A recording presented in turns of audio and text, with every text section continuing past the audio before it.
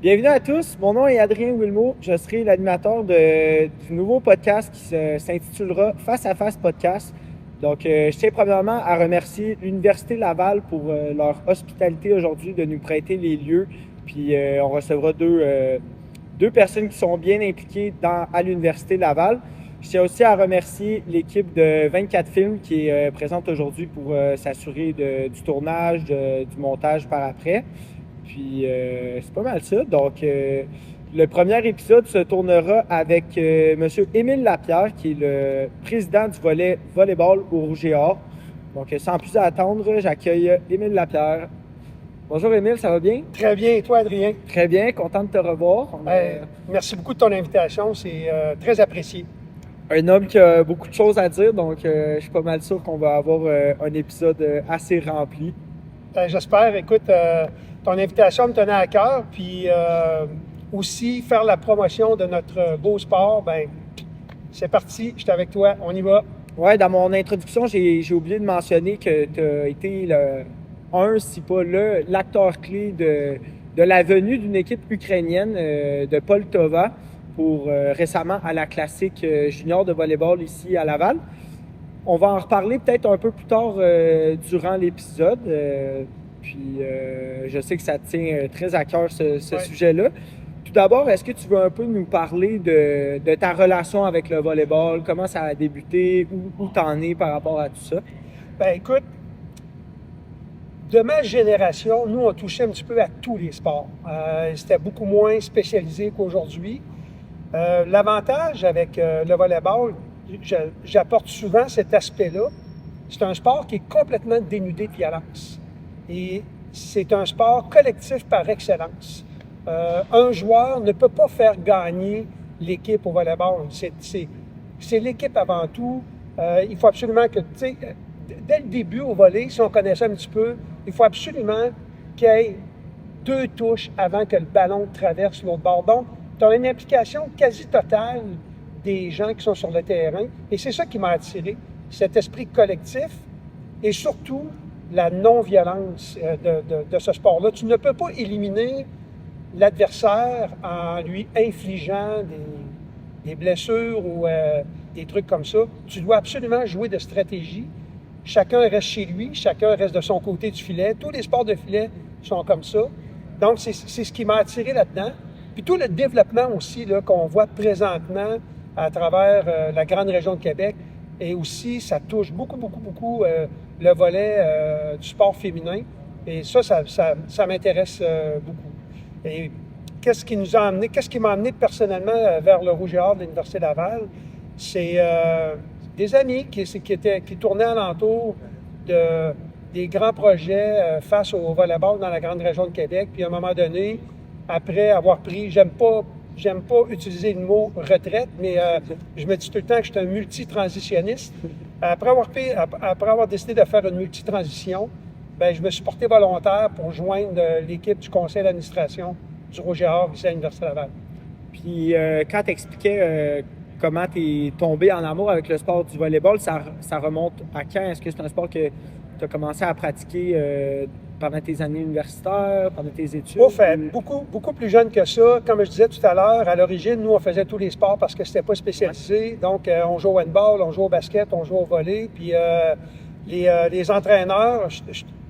Les entraîneurs de volleyball étaient très attractifs. C'était 2 gars qui étaient très motivés à l'école où est-ce que j'allais. Et puis, ça a commencé là, au secondaire. Après ça, par la suite, la vie de famille, le travail, la profession, puis tout ça. Et à un moment donné, entre amis, on s'est dit, hey, on recommence à jouer. Puis, tu sais, mes cheveux, ma barbe me trahit un peu, mais même encore aujourd'hui, tu sais, je pratique mon sport 2 fois par semaine parce que c'est ce que ce sport-là nous donne comme avantage. Tu peux jouer longtemps. Tu sais, je joue encore dans des ligues avec des jeunes. Je prends ma place, on a du fun, on échange beaucoup. C'est très participatif, c'est très... très inclusif.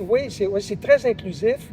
On joue dans du mix aussi, c'est ça qui est le fun. Donc, j'ai toujours gardé cet amour-là pour le volleyball. Puis aussi, tu peux jouer dans ta cour, tu peux jouer 2 contre 2, tu peux jouer 2 contre 4, tu peux jouer sur du bois, tu peux jouer sur du sable, tu peux jouer dans l'eau, tu peux jouer partout, tu peux jouer dans le sud.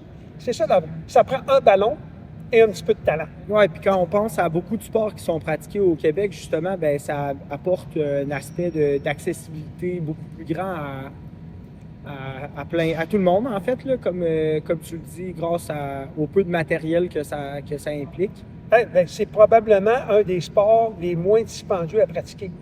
Ça te prend un filet, 2 poteaux.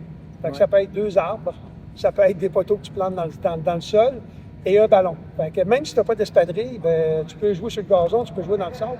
C'est ça la particularité du volleyball. Ça ne te prend pas un grand terrain. Je reviens à ce que je disais tout à l'heure, 2 contre 2, 4 contre 4, 6 contre 6. C'est la beauté de ce sport-là. C'est inclusif, c'est pas dispendieux, c'est à la portée de tout le monde. Je t'entends parler, puis ça me fait penser à quelque chose là, un peu de parallèle, mais je me souviens quand j'étais au secondaire, on avait souvent comme des introductions au volleyball, puis on était tous à peu près pas mal nuls. Fait que moi, la question qui me vient en tête, c'est est-ce que ça prend longtemps avant de développer des aptitudes au volleyball? Tu sais, peut-être qu'il y a des gens justement qui vont être dans cette situation-là, qui vont nous écouter, qui sont au secondaire, qui jouent quelques fois là, par session à l'école, mais qui n'arrivent pas à accrocher justement parce qu'ils ne se trouvent pas bons. Mais est-ce que c'est facile de développer des aptitudes ou ça prend énormément de pratique comme certains autres sports? C'est sûr que c'est un peu comme tout sport, ça prend, je te dirais, quand même beaucoup de temps pour développer une certaine habileté, mais c'est aussi l'ensemble de tous les sports. Tu sais, très, très, très jeune, moi, je suis père de 3 enfants. Les 3 jouent au volleyball et les 3 jouent encore au volleyball. Mais ils ont fait beaucoup de sports. C'est ce qui aussi amplifie les habiletés. Je te dirais on entend souvent dire ça. Oui, bien, je pense qu'un athlète, si on peut l'appeler ainsi, développe ses aptitudes en faisant beaucoup de différentes disciplines. Ouais. Maintenant, comme à peu près tous les sports, naturellement, là, plus on le pratique, plus on devient bon. Je te dirais, maintenant, avec le mini-volleyball qui se développe très, très jeune dans les écoles maintenant, avec tous les bons entraîneurs qui entourent ces activités-là, très jeune, on peut développer un talent très rapidement. Tu sais, aujourd'hui, avec toute l'accessibilité qu'on a à l'intelligence des athlètes, des entraîneurs, ben moi, je fais souvent la comparaison. Quand je jouais, peut-être au niveau collégial, je pourrais même plus me mesurer aujourd'hui aux jeunes qui sont au secondaire parce que leur habileté est supérieure aux nôtres et les entraîneurs aussi. L'environnement, tout est supérieur à ça. Donc, on devient très, très habile rapidement. On voit des jeunes de 10, 11, 12 ans. Là. On a eu la classique au GA dernièrement ici à l'Université Laval. On voit des jeunes de 10, 11, 12 ans avec une structure de jeu vraiment impressionnante. Puis là, on fait « wow », l'habilité qu'on peut développer chez ces jeunes athlètes-là. Donc, très jeune, on peut devenir très, très habile au volleyball. Je pense que ça fait aussi la beauté du sport, tu sais, que ça évolue autant à travers les années, les décennies. Puis je pense que c'est un peu le rôle de ceux qui ont joué avant puis qui ont plus le rôle d'entraîneur maintenant de pouvoir améliorer le sport puis le faire avancer en aidant à développer des nouvelles techniques puis à montrer leur savoir-faire aux plus jeunes. Je pense que ça aide aussi beaucoup dans l'apprentissage de ceux qui arrivent la nouvelle vague. Définitivement, plus que le sport s'améliore, plus que les gens s'améliorent aussi, les techniques, aussi, naturellement, on ne peut pas passer à côté des réseaux sociaux qui nous permettent de recevoir de l'information beaucoup plus rapidement qu'avant. Tu sais, maintenant, on est capable de voir ce qui se passe en Europe, de voir ce qui se passe en Asie. Donc, on est capable d'assimiler ce savoir-là puis de l'appliquer à nos méthodes, à nous. Tu sais, il y a beaucoup de peuples, on va en parler tantôt, mais on a vu les jeunes Ukrainiennes qui sont venues à la classique. Il y a beaucoup de peuples sur cette planète où les gens sont grands. Ouais. Sont grands. Donc, leur façon de jouer est vraiment rattachée à leur aspect physique. Okay. Ici, nous, on va avoir une stratégie beaucoup différente, adaptée à notre style de jeu et à notre physique. On l'a vu aussi avec les jeunes Ukrainiennes. Puis ils ont aussi frappé leur Waterloo, là, c'est durant le tournoi, parce que justement, l'enseignement était différent, mais les deux sont venus chercher des informations qui vont être pertinentes à la suite des projets de chacun. Justement, est-ce que on voit souvent les joueuses de volleyball qui sont très grands? Est-ce que c'est quelque chose qui est nécessaire pour se démarquer au volleyball où il y a autant des joueurs qui sont peut-être plus petits au niveau physique qui arrivent à être très bons, à atteindre un haut niveau, si on veut? C'est une très bonne question, mais on peut amener cette question-là à tous les sports. Tu sais, on va regarder un joueur de hockey, on va dire « Ah, 6 pieds 4, 6 pieds 5 ». C'est sûr que la grandeur va toujours avoir un aspect très précis. Mais le volleyball, qu'est-ce qui est intéressant avec le volleyball? C'est que les fédérations se permettent de modifier certaines choses justement pour rendre le jeu beaucoup plus intéressant. Oui, on peut parler. Oui, c'est vrai qu'être grand au volleyball, c'est un avantage, mais aussi, on a la position de libéraux maintenant, où est-ce qu'on va utiliser des joueurs beaucoup plus petits, beaucoup plus rapides. Donc, les aspects différents des athlètes vont leur permettre de se tailler une place dans les équipes. Et un joueur plus petit va avoir des aptitudes rattachées à sa position, puis qui va lui permettre d'évoluer sur un terrain qui va être aussi... C'est une position aussi importante. Je reviens au début, lorsque je disais que tout le monde doit toucher au ballon. Je veux dire, même si tu mesures 6 pieds 7, puis tu es en avant au filet, bien, lorsque l'adversaire va servir, ça prend des spécialistes en réception. Et souvent, ces petits joueurs-là vont nous permettre justement d'amener la balle au grand en avant ou à la grande qui va attaquer. Ouais. Mais si la balle ne se rend pas, parce que tu n'as pas des spécialistes en défensive, bien à ce moment-là, tu as beau mesurer 6 pieds 11, si tu n'as pas le ballon. Exactement. Puis c'est ça qui fait cette belle collectivité-là, fait en sorte qu'un joueur ne peut pas faire la différence sur un terrain de volleyball. Ça prend vraiment la collectivité. Donc, je pense qu'on peut dire qu'il y a des jeunes qui nous écoutent, qui sont peut-être plus petits au niveau physique, qui adorent le volleyball, mais qui n'ont pas confiance en leur physique, ben de ne pas nécessairement s'arrêter à ça, puis de continuer, puis de plus développer justement les aspects sur lesquels ils peuvent travailler et non juste de penser à leur physique. Oui, définitivement. Puis le volleyball, tu peux le jouer partout. J'imagine là, qu'il y a des gens qui vont nous écouter. Si vous allez dans le sud l'hiver, ou bien si vous allez sur les plaines d'Abraham ou dans les terrains de baie, tu peux le jouer partout. Ouais. Donc, oui, c'est vrai de toujours regarder l'aspect, de pousser la machine au maximum, puis de penser peut-être un jour d'aller jouer dans les grandes ligues, mais ce qui est le plus plaisant là-dedans, c'est rendu à 60, 65, 68, 70 ans, d'être capable encore de pratiquer ton sport parce que c'est un sport qui permet de le faire. Tu sais, physiquement, tu peux te rendre loin, jouer longtemps et avoir du plaisir. Que tu sois vieux, jeune, grand ou petit, tu vas toujours avoir une position pour jouer au volleyball.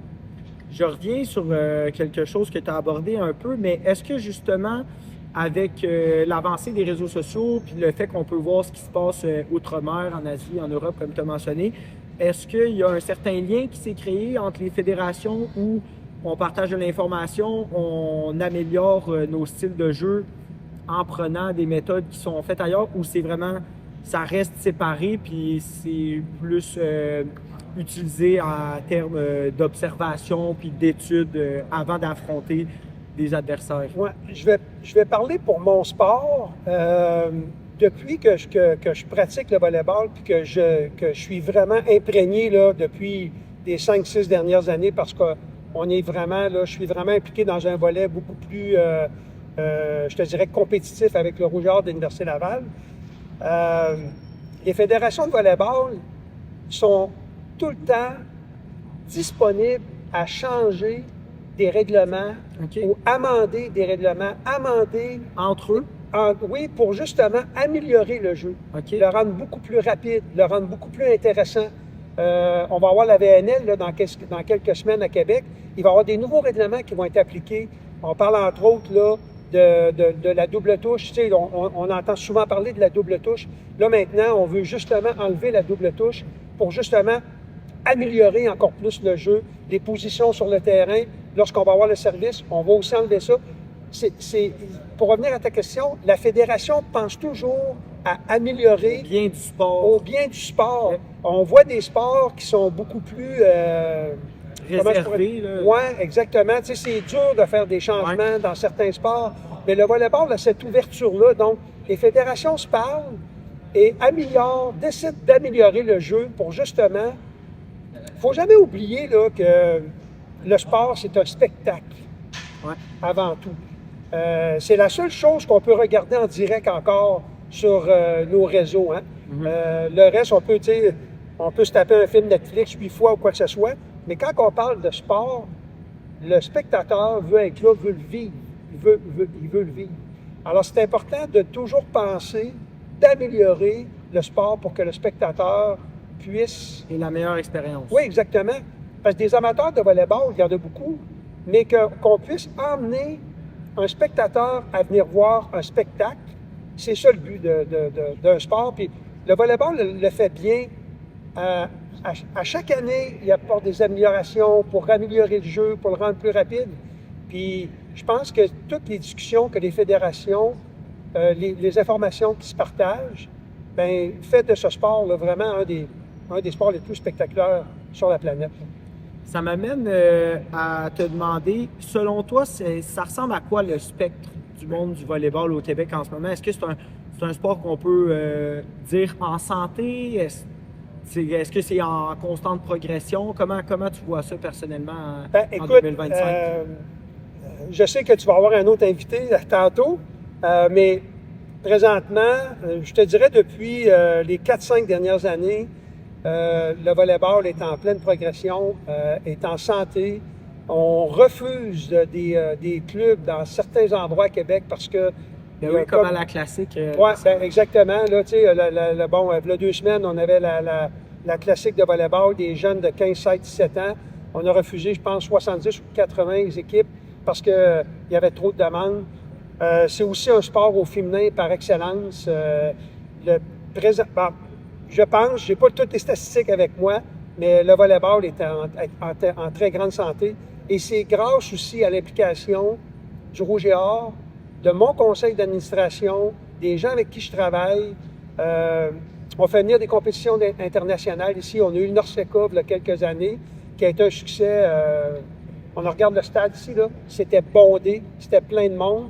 Le match était commencé, on aurait pu encore vendre des billets. On parle justement de la classique, où on a refusé des athlètes. La VNL qui s'en vient, là, ça cogne à nos portes là, dans moins de 3 semaines, qui va être ici au centre Vidéotron. Et puis, c'est un succès au niveau des ventes aussi. Le volleyball est en santé. On peut toujours faire mieux, comme n'importe quoi, comme n'importe quel projet, on peut toujours faire mieux. Puis, on travaille aussi avec des groupes à faire mieux. Mais présentement, je pense que le volleyball va bien dans la grande région de Québec. Je pense qu'en tant qu'ambassadeur comme toi du sport, c'est une certaine reconnaissance de voir justement cette effervescence-là par rapport à tout le travail qui est fait derrière la grande scène et qui reçoit pas nécessairement tout le temps l'attention médiatique qui serait méritée. C'est sûr qu'on est au Canada, puis souvent on va toujours mettre d'avant notre sport national qui est le hockey. C'est vrai que des fois, on aimerait voir un sport dénudé de violence comme le nôtre prendre plus de place sur les réseaux. J'imagine qu'un jour, on va prendre cette attention-là, on va nous rendre cette attention-là. Aux États-Unis, ils l'ont compris. En Europe, beaucoup de pays d'Europe ont des ligues professionnelles de volleyball. Présentement, aux États-Unis, il n'y a pas une, il n'y a pas deux, il n'y a pas trois. Il y a 3 ligues de volleyball féminine présentement aux États-Unis. Puis ils remplissent des stades. Là. Oui. À l'automne 2024, je me rappelle d'avoir vu des images, je ne sais plus c'est où aux États-Unis, mais d'un stade de football de 100 000 personnes remplies pour un match de volleyball féminin. C'est quand même assez impressionnant de voir ça. Donc, tu sais, c'est un petit peu de faire ce qu'on fait présentement, d'emmener des événements ici, au PEPS, à Québec, au Centre Vidéotron. Je reviens à ce que je disais tout à l'heure, de montrer aux spectateurs le spectacle qu'on peut donner. Il ne faut pas oublier que les gens qui regardent le hockey, la majorité des gens qui vont regarder un match de hockey, une bonne majorité n'ont jamais joué. Ouais. Ils regardent. Alors, c'est à nous maintenant de vendre le spectacle.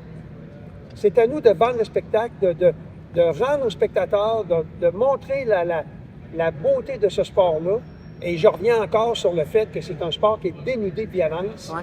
Puis c'est ce qui nous permet justement de... Tu sais, au volleyball, là, le match fini, là, tout le monde se donne la main au filet. Là, tu sais. Ouais. On voit ça présentement dans certains sports, mais on va faire ça à la fin des séries éliminatoires. À certaines occasions. Mais c'est ça. Mais c'est un sport convivial, c'est un sport amical, Ouvert à tous. ouvert à tous. Et puis, pour moi, c'est le plus beau sport. Oui. Je comprends ton amour pour le sport. Ça nous mène justement au dit sujet là, qui a été un peu ce qui a fait en sorte que nous nous sommes rencontrés tout d'abord. Exact. Donc, je te laisse la parole. Dans le fond, pour vous mettre en contexte, M. Lapierre là, a été un des acteurs clés, comme j'ai dit dans l'introduction, de la venue d'une équipe de volleyball féminine ukrainienne à la classique junior du Rouge et Or. Donc, je te laisse aller là-dessus. Tu sais, j'aimerais ça que tu nous parles un peu de comment ça s'est fait, comment le projet a parti, ça a été quoi les défis que vous avez rencontrés à travers tout ça. Puis ensuite, on pourra toucher à c'est quoi la suite des choses une fois que, maintenant que leur venue est faite. Ben, d'entrée de jeu, là, à peu près 3 ans et demi, il faut que je remercie mon conseil d'administration là-dessus. Lorsque la Russie a décidé d'envahir l'Ukraine, je me suis levé un bon matin, j'ai appelé ma gang, puis j'ai dit là, on va remplir le stade ici, et puis on va ramasser des sous pour des objets, des cannes, des béquilles, des solutés, des batteries, écoute, tout ce que tu peux penser avoir besoin quand tu es en zone de guerre. Et puis on a décidé de remplir le stade ici pour envoyer du matériel en Ukraine pour aider les gens dans cette situation-là. Ça a été notre premier lien, le premier geste que le club de Rouge et Or, le club de volleyball du Rouge et Or, a décidé de faire envers l'Ukraine. Donc, un peu le premier lien. Oui, exactement. Et puis, à un moment donné, on voit qu'est-ce qui se passe présentement. Bon, il y a eu un petit peu l'aventure avec ce qui s'est fait avec les Pee-Wee de Québec. Et puis, je me suis dit, pour la classique Rouge et Or, le tournoi qu'on a ici à l'Université Laval, des jeunes de 15, 16, 17 ans, de faire venir une équipe féminine de l'Ukraine. Pourquoi une équipe féminine? Bon, on va se mettre en situation. C'est la guerre présentement là-bas.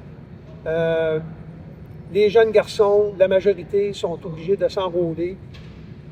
Et on doit penser aussi aux familles, aux femmes, aux jeunes filles, qu'est-ce qu'ils peuvent vivre présentement dans cette situation-là. Et puis, j'ai dit, bon, on va faire venir une équipe de volleyball féminine à la classique. C'est facile de dire, de se lever un matin et de dire, je fais venir une équipe. Oui, bien c'est ça, mais après, il faut le faire. Ben, après, exactement, il faut le faire. Donc, je me suis installé sur le téléphone, j'ai parlé avec des gens de la communauté ukrainienne. Et puis, on m'a... je pense qu'on a... Oui, exactement. Là, on a ciblé la bonne personne, qui est Olivier Hubert-Benoît, qui héberge chez lui un jeune Ukrainien là, qui est resté ici pour entreprendre des études et continuer à jouer au hockey ici à Québec. Et d'entrée de jeu, Olivier a sauté dans le projet. Et à partir de là, on fonctionne comment? Parce que là, on sait qu'en Ukraine, les gens jouent au volleyball, ça, on est certain. Qui on va cibler, quand, comment, pourquoi, et est-ce qu'on va avoir assez de temps pour faire tout ça? Parce que j'imagine aussi, excuse-moi de t'interrompre, mais ça m'amène à une question. Là. J'imagine que c'est une chose d'amener une équipe, mais vous ne vouliez pas non plus amener une équipe ici, puis que l'équipe soit pas de calibre, qu'il se fasse ridiculiser, puis qu'il reparte un peu bredouille d'ici. Bien, ça a fait partie du phénomène. Okay. Ça a fait partie du phénomène de recherche parce que d'entrée de jeu, on est rentré en communication avec la Fédération de volleyball en Ukraine, Ouais. qui ont ciblé un club. Pourquoi ils ont ciblé ce club-là? Parce qu'à Poltava, c'est des informations que j'ai eues par la suite, à Poltava, il y a 4 clubs de volleyball. Il y avait 4 clubs de volleyball. De même niveau? Oui, Ok. un peu comme on peut avoir ici à Québec, là, avec, exemple, le Club Essor ou les Citadelles, des clubs civils. C'est un petit peu plus particulier là-bas. Là. Je ne rentrerai pas dans le détail, mais j'ai quand même parlé beaucoup avec l'entraîneur, Irina. Puis, bon, elle m'a expliqué un petit peu la structure. C'est différent, mais il reste du volleyball, c'est du volleyball. Puis on reste à peu près avec les mêmes âges là, concernant les jeunes athlètes. Et puis, pour, en fin de compte, savoir que sur les 4 clubs, il n'en reste qu'un à cause de la guerre. OK. Les autres les clubs clubs ont été dissous. Exactement. Les autres, pour différentes raisons, que ce soit qu'ils n'ont pas assez d'hommes pour compléter le club, ou des fois, eux fonctionnent beaucoup avec des sponsors, donc c'est comme des gens d'affaires qui vont supporter les équipes. Alors, on a ciblé, la fédération a ciblé le club de Poltava. Poltava est... Les gens s'amuseront là, à regarder la carte de l'Ukraine, là, mais c'est très, très, très près des lignes des frontières russes. Et puis là, on a décidé avec toute la technologie d'aujourd'hui, on a décidé de faire une première réunion. On les a mis on leur a demandé s'ils acceptaient notre invitation.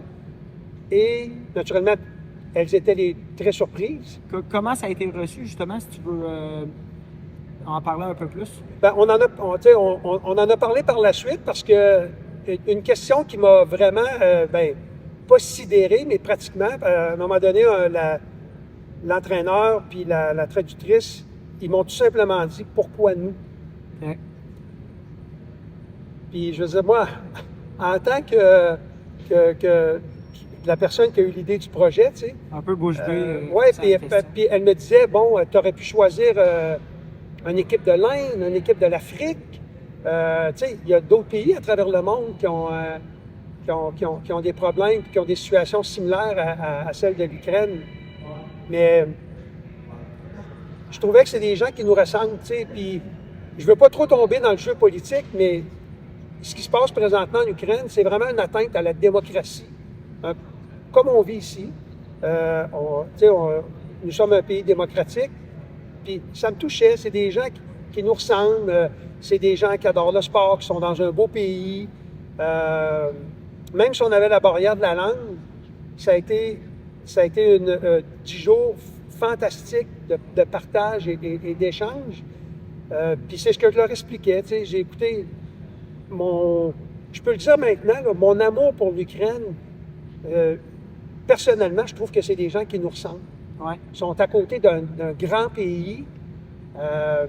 10 fois, je pense que c'est encore pire que ça. Je pense que c'est 20 fois la population. C'est ça. C'est dur à expliquer. Même, je te dirais, là, l'émotion monte encore parce que ça a été, je pense, un choix là, viscéral de dire on fait venir ces gens-là de l'autre bout du monde, puis qui viennent profiter un petit peu de ce que nous, en tant que pays démocratique, un beau pays comme le Canada, ce qu'on peut leur donner, leur transmettre comme un petit peu un héritage d'une dizaine de jours avec nous. Oui, parce que, tu sais, au final, ici, on doit se considérer quand même assez chanceux de ne pas vivre du tout ce qu'eux peuvent vivre depuis quelques années. Puis même au-delà de ça, je pense qu'en termes de installation, je sais bien que pour avoir été témoin de quand les filles sont venues ici, ben un peu l'écarquillement de leurs yeux quand ils ont pu voir les installations ici au PEPS, puis juste la ville de Québec en général, c'est comme, je pense qu'il avait mentionné que c'est quelque chose qu'eux, ils n'avaient jamais vu de leurs propres yeux. Fait. Non, bien, arrivé, on est chanceux, d'évoluer dans un environnement tel que ce qu'on voit présentement. Puis là, on est seulement dans l'amphithéâtre ici au PEPS. Mais les jeunes filles ont été vraiment épatées. Je pense qu'ils ont été plus épatées par la qualité des gens qui les ont reçus. toute l'équipe qui travaillait avec moi. C'est sûr que les installations, ça reste impressionnant aussi, mais tout le soutien qu'on leur a donné durant les 10 jours ici, les sorties, l'accompagnement, l'écoute, l'échange. On a échangé beaucoup avec eux. C'est très court, 10 jours, pour connaître un petit peu... Ça passe vite. Ouais. Essayer de connaître l'inconnu. Ouais. C'est de créer des relations un peu plus... ouais, un peu plus tangibles, là. Exact. Puis si on revient au moment là, où justement il pose cette fameuse question-là, puis que là, le lien se crée formellement, si on veut, c'est quoi les étapes restantes ou nécessaires pour concrétiser le projet jusqu'à leur venue là, au mois de mai? Oui. D'emblée, la première rencontre, juste pour vous mettre un peu en contexte, la première rencontre, naturellement, tout se fait par Teams. La première rencontre, elle a été cancellée parce qu'il était en train de se faire bombarder. Wow. Alors, je me souviens, là, on avait planifié une rencontre un vendredi matin à 9 h, puis à un moment donné, à 9 h, personne ne se pointe. On a un message nous disant que elles ne pourront pas se présenter à cette première rencontre-là parce que les sirènes étaient parties et les bombardements étaient en action. J'étais assis sur ma chaise, c'est moi, en avant de mon ordi, et là, je me suis dit, parce que on vient d'embarquer dans un projet qui peut se réaliser, mais qui peut aussi avancer, progresser. Puis s'arrêter à n'importe quel moment. Exactement, faire des levées de fonds. Et tous les gens qui travaillaient sur le projet avec moi, puis je disais tout le temps, c'est possible qu'elles ne peuvent pas venir. Oui, parce que ça contient beaucoup d'obstacles, un projet comme ça. Exact. Et puis là, bon, on a réussi à faire des rencontres. Quelques-unes ont été annulées à cause des bombardements. On a fait venir des vidéos pour répondre à ta question tout à l'heure, justement, pour ne pas les mettre dans une situation là, embarrassante. On a fait venir, tu sais, c'est ça la beauté de la technologie aujourd'hui. On a fait venir des vidéos, on a regardé les vidéos avec des gens intéressés qui s'occupaient du tournoi, là, et puis on a dit, bon, on va être en mesure de les placer dans telle catégorie. Okay. C'est ce qu'on a fait. Tout était planifié, là. Tout était planifié, justement. On travaille avec des gens qui connaissent vraiment le sport là, jusqu'au bout des ondes. Donc, il n'y a rien qui a été laissé à l'imprévu. Leur venue ici, je ne vous dirais pas que c'était parfait, mais on frôlait la perfection là, avec les vacances qui sont venues passer ici. Ben, tu sais, on peut le dire aux gens, mais la dernière soirée où ils étaient ici, l'Alliance ukrainienne du Québec a organisé une soirée avec la nourriture traditionnelle qui avait été cuisinée par des Ukrainiens pour eux, pour les recevoir puis pour échanger avec eux, parce qu'eux avaient cette envie-là aussi de pouvoir partager avec des compatriotes, eux qui sont sûrement pas retournés en Ukraine depuis leur arrivée ici. Puis je pense que c'est ça qui ressortait aussi le plus, tu sais, c'est les émotions de tout ça après les 10 jours qui ont semblé passer si vite pour eux, mais tu sais, de juste dire, OK, wow, c'est fou ce qu'on vient de vivre, puis comme j'ai dit, de partager tout ça avec les compatriotes qui se trouvent maintenant ici au Québec. Oui, ça a été un moment fort, ça, dans leur venue, parce qu'on avait ciblé justement cette dernière journée-là avant leur départ pour leur montrer qu'ici, à Québec, il y avait une communauté. Si jamais une ou des joueuses ou même l'entraîneur ou la traductrice décidait durant la guerre de venir ici au Québec, bien qu'il y avait une communauté qui les attendait. Puis la barrière du français, c'est pas une barrière définitive, c'est facile de se forcer à embarquer puis à parler français parce que souvent, ces gens-là apprennent l'anglais dans leur pays. On sait que l'anglais, c'est une langue internationale, mais leur montrer que c'était possible d'avoir une communauté ici, que les gens échangeaient en français, bien, c'était possible aussi pour eux, si jamais ils décident de revenir vivre ici, qu'il y avait cette belle communauté-là qui était capable de les recevoir. Est-ce que c'est est-ce que c'est un espoir justement pour vous, en quelque sorte, de revoir des visages que vous avez pu recevoir pendant la classique?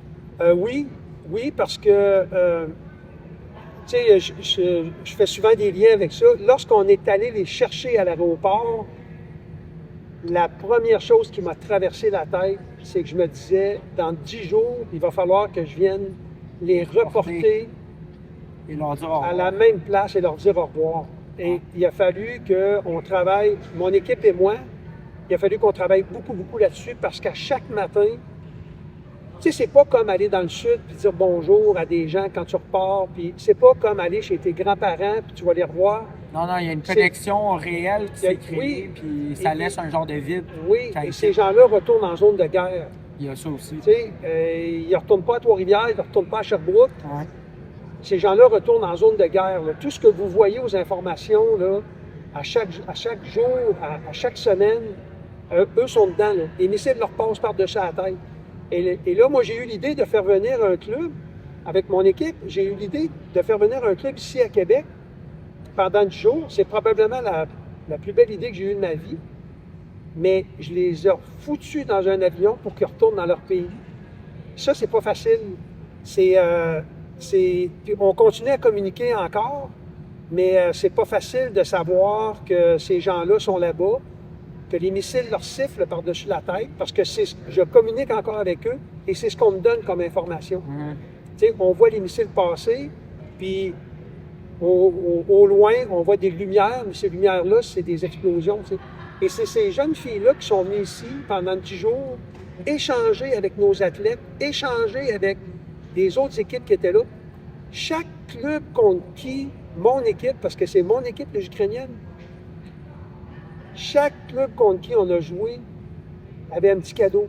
Ils ont je me souviens, l'équipe de l'Alberta leur a donné un petit cadeau. Après ça, il y a une autre équipe de Montréal leur a donné des petits bonbons en sucre d'érable. Tout le monde avait un cadeau. Tout le monde voulait leur parler. Tout le monde voulait les toucher.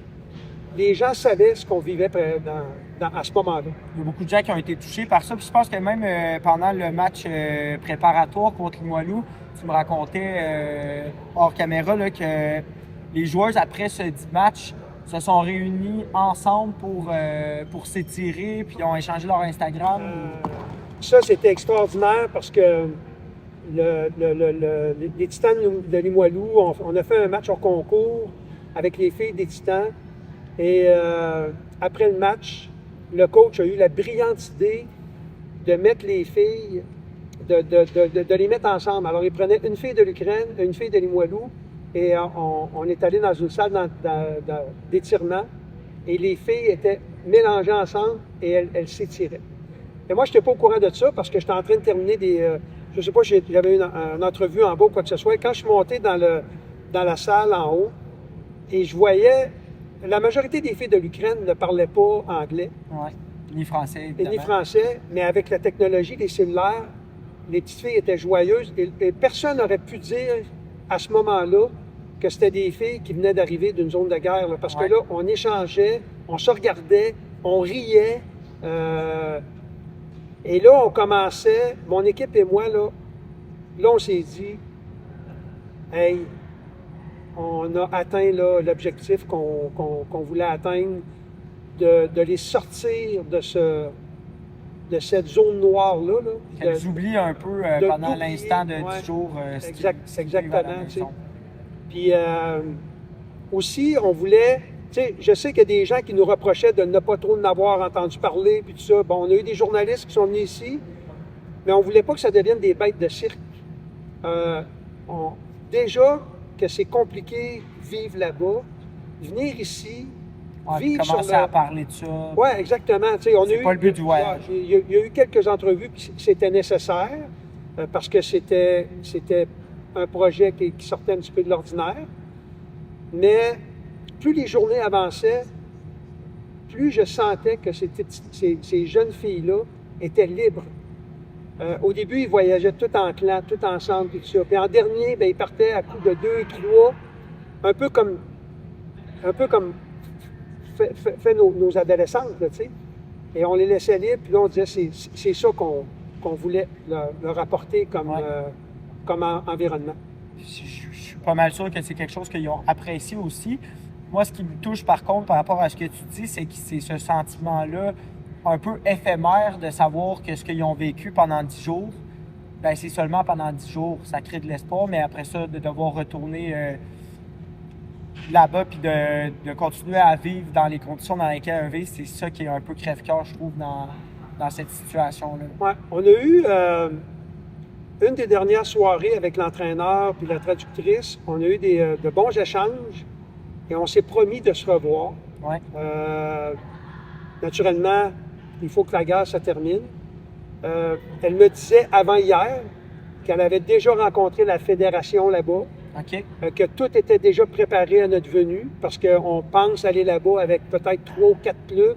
Ça serait à notre tour d'aller profiter de leur environnement sportif là-bas. Puis là, ça, tu parles de la fédération ukrainienne en général ou bien la fédération du club que vous avez reçu? Non, Irena Moros, qui est la coach de l'équipe de Poltava, a rentré en contact avec la fédération là-bas, la fédération ukrainienne. Elle aura compté exactement, je vais te dire dans ces mots, là, elle m'a dit, je leur ai expliqué dans tous les détails le rêve qu'on a vécu pendant 10 jours.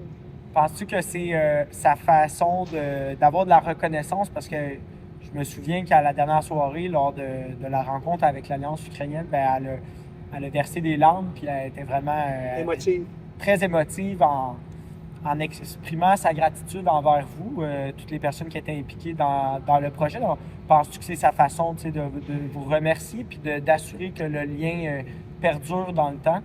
Bien, nous autres, on en a déjà parlé avant qu'elle parte. On s'était dit que c'était à notre tour d'y aller. Puis on souhaite que la guerre se termine. Puis moi, la minute là, qu'on parle d'une fin de guerre, on a déjà l'équipe qui va travailler là-dessus. On va aller là-bas avec des jeunes de 15, 16, 17 ans. Puis on va aller faire notre tournée là-bas. Elle m'a déjà envoyé des photos de l'hôtel où est-ce qu'on va rester, dans l'environnement, ainsi de suite. Donc, pour nous, c'est un au revoir. Là. C'est pas un adieu, c'est certain. On garde des liens, on veut garder des liens. Puis tu sais, je m'informe de plus en plus sur ce qui se passe en Ukraine. C'est pas très réjouissant, mais la seule façon d'y croire, c'est de garder espoir. On peut pas s'imaginer ici. Ce qu'elle vit. Oui, exactement. Tu sais, les derniers textos qu'on s'est envoyés, là, tu sais, la ville de Poltava, ils ont bombardé Kiev en fin de semaine. Alors, pour bombarder Kiev, il faut que les missiles passent par-dessus Poltava. OK? Fait qu'imagine là, que Québec, c'est Poltava, puis que la Russie, c'est Trois-Rivières, mais on va attaquer Kiev, qui est au lac Saint-Jean. Là, toi, le soir, tu regardes au ciel et là, tu vois des étoiles filantes, mais c'est pas des étoiles filantes. C'est tous 200-300 missiles à 400-500 000 euros du missile. Tu sais, ils envoient ça à coût de 300-400. Après ça, des drones. Et là, tous les sons, tout ce que vous pouvez imaginer comme son, comme bruit. Et les petites filles qui étaient ici, qui ont joué au volleyball contre nous, là, sont là-dedans. Ouais. Sont là-dedans. Ah, c'est terrible. Fait que pour nous, ça peut pas. Je peux pas me mettre à croire que je ne reverrai plus jamais ces gens-là. Je peux pas. Mon équipe et moi, là, on y pense pas. On sait qu'il va y avoir une suite. Et même, c'est possible aussi, si tout va bien, c'est possible qu'on les revoie même ici au Canada dans les prochaines années. Je ne sais pas si justement tu as le droit de divulguer des informations là-dessus, sinon on le coupera à la caméra, mais tu m'avais parlé d'une des joueuses justement qui a tellement aimé l'environnement puis que lors d'un déjeuner, je pense, si je ne me trompe pas, vous leur avez posé la simple question, vous, qu'est-ce que vous voulez faire plus tard? Puis il y en a une qui a dit, moi je veux venir à Laval, je veux étudier le droit, puis je veux jouer au volleyball. Fait à quel point ça, c'est un projet qui est viable? Est-ce que c'est des paroles en l'air? À quel point, vous, c'est quoi votre rôle dans la réalisation de ce projet-là pour cette fille qui a eu encore plus d'espoir, je pense, en Oui, venant ben ici. non, ben c'est pas un secret parce que, écoute, justement, tantôt, j'ai encore croisé la personne responsable ici, OK. puis elle me posait des questions là-dessus. On attend toujours. On a rencontré les personnes qui s'occupent des étudiants étrangers ici. On a fait un portrait quand même assez complet des possibilités pour amener une étudiante de ce calibre-là ici. À chaque matin, quand je me lève, j'espère toujours que la jeune Elisabetta me dit « Émile, je suis prêt, je m'en viens. » Puis nous autres, on serait prêts à l'accueillir les bras ouverts avec la communauté, avec l'Université Laval, le conseil d'administration.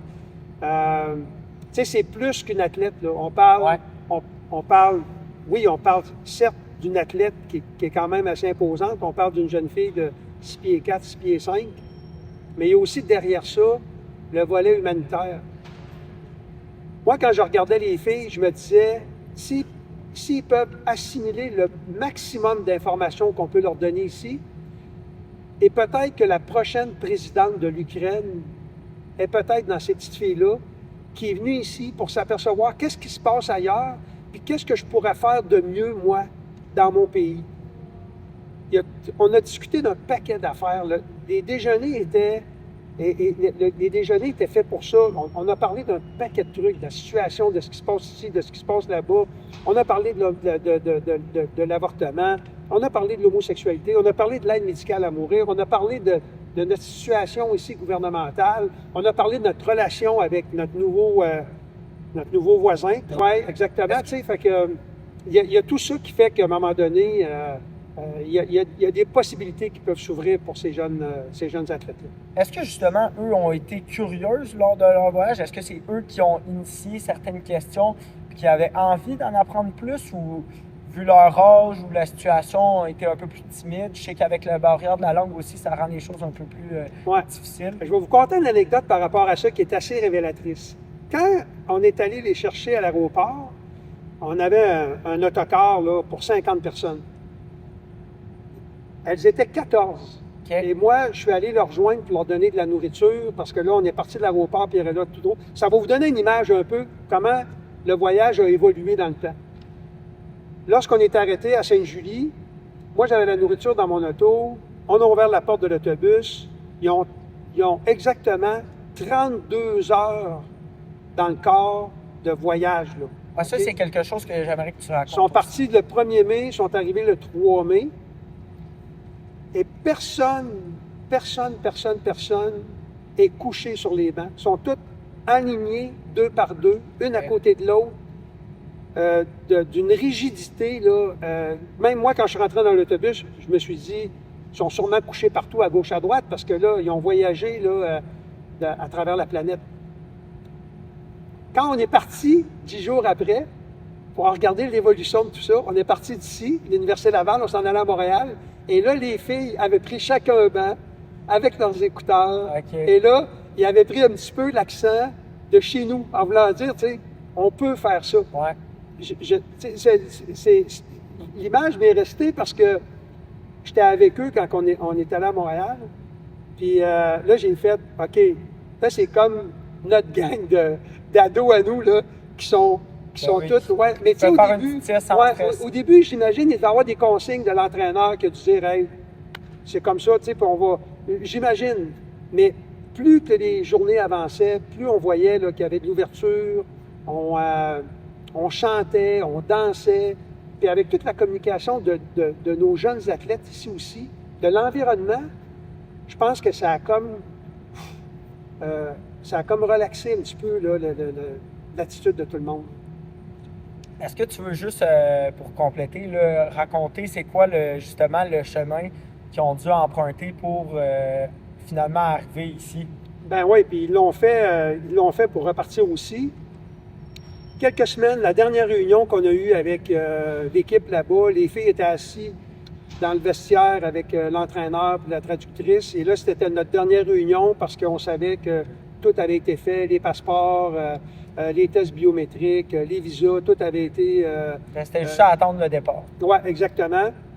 Et là, on nous dit, bon, le trajet initial de Poltava à Bucarest, en Roumanie, on ne peut pas faire ça en autobus. il y a trop de bombardements et il y a trop de barrières où ce que les Russes ont fermé certains accès. Alors, là, il fallait qu'ils partent de Poltava, contourner les bombardements, alors prendre un train, et c'est pas un TGV, là. Alors prendre un train, 15 heures de train, aller jusqu'à Tchernivtsi. Tchernivtsi, en passant, qui a été bombardé en fin de semaine. Eux autres, ils étaient là 2-3 semaines.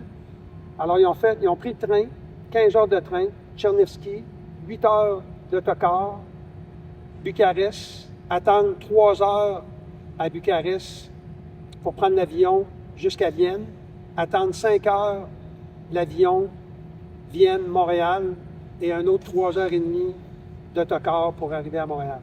C'est un méchant voyage. Ils ont fait la même chose sur le retour. Il fallait qu'ils contournent les bombardements.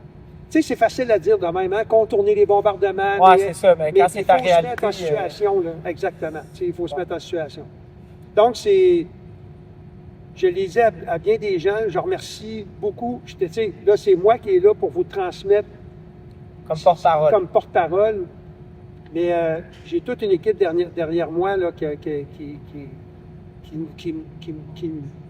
travaillé au plus beau. Moi, personnellement, ce que ça me laisse aussi comme empreinte, c'est le plus beau projet de ma vie jusqu'à maintenant. De savoir que je vais pouvoir revoir ces gens-là, c'est ce qui me motive encore plus de rester... À continuer. De rester branché. Puis je souhaite le plus rapidement possible que la guerre se termine. J'ai une image aussi que vous allez parler avec mon ami Gilles tantôt. À un moment donné, Gilles est arrivé sur le terrain puis il a dit « Regarde, là, il y a une équipe de l'Ukraine, il y a une équipe de l'Alberta. Le volleyball, c'est ça que ça donne. » Ouais.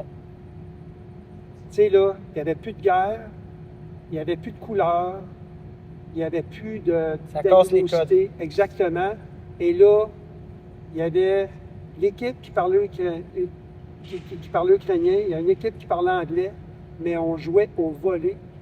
Puis à la fin, ils se sont réunis pour prendre des photos. Là. Je pense toutes les équipes qui ont affronté l'équipe ukrainienne. Puis le langage du sport, c'est un langage qui est universel. Puis je reviens encore sur le volleyball. Je pense qu'il y a des politiciens qui devraient tirer une bonne leçon du volleyball. Le volley, là, il y a un filet qui détermine le terrain. Fait que si chacun restait chez eux de temps en temps, il y aurait peut-être moins de problèmes, puis on pourrait se serrer la main en dessous du filet, puis après ça, partager le match qu'on vient d'avoir. C'est une bonne analogie. Pour moi, ça englobe pas mal tout ce dont j'avais envie de te parler. Ma dernière question, j'avais envie de conclure avec ce serait quoi ton meilleur souvenir associé au volleyball, mais à t'entendre parler, je suis pas mal certain que c'est ce que tu viens de vivre là, avec la venue de l'équipe ukrainienne. Oui, définitivement. Oui, parce que c'est aussi un projet humanitaire. Qui dépasse le volleyball. Oui, en fin de compte, c'est mon sport, c'est le sport pour lequel je me suis investi depuis les dernières années. Puis c'est le volleyball qui m'a apporté ce projet-là. Ouais. Fait que je peux pas demander mieux. Je peux pas demander mieux là, dans toute ma carrière ou dans, de penser qu'un ballon jaune et bleu, aux couleurs de l'Ukraine d'ailleurs, m'aurait amené à faire ce projet-là avec la merveilleuse équipe que j'ai derrière moi. Je peux pas demander mieux. Il y a d'autres projets qui s'en viennent, mais comme projet humanitaire, ça va être difficile à battre. Oui, parce que là, c'est ça, il y a beaucoup d'engouement envers le volleyball en ce moment. Puis là, on va en parler avec le prochain invité, l'avenue de la VNL, là, dans quelques semaines à peine. Mais c'est ça, fait que on parle pas d'un sport qui est en danger en ce moment. Absolument pas. C'est beau à voir, j'imagine, pour quelqu'un qui baigne dans ce sport-là depuis si longtemps. Exact. Merci beaucoup de ta venue, Émile. Merci un plaisir d'échanger avec toi à nouveau. Puis je suis pas mal certain qu'on va être appelé à collaborer à nouveau dans le futur. Parfait, merci beaucoup. Merci à toi, Émile. Si vous êtes rendu jusqu'ici, je tiens à vous remercier. C'est vraiment votre fidèle écoute qui va permettre à mon contenu d'avancer. Donc, laissez-moi savoir ce que vous en avez pensé en commentaire. Vous pouvez m'écrire directement. Puis aussi, j'aimerais savoir quel genre de personnes vous aimeriez voir pour la suite. Donc, vous pouvez me pitcher des noms, des idées, puis moi, ça va me faire plaisir de lire ça. Donc, un gros merci. N'oubliez pas de vous abonner à la chaîne, puis c'est ça qui va pouvoir faire grandir mon contenu. Partagez-le avec vos amis.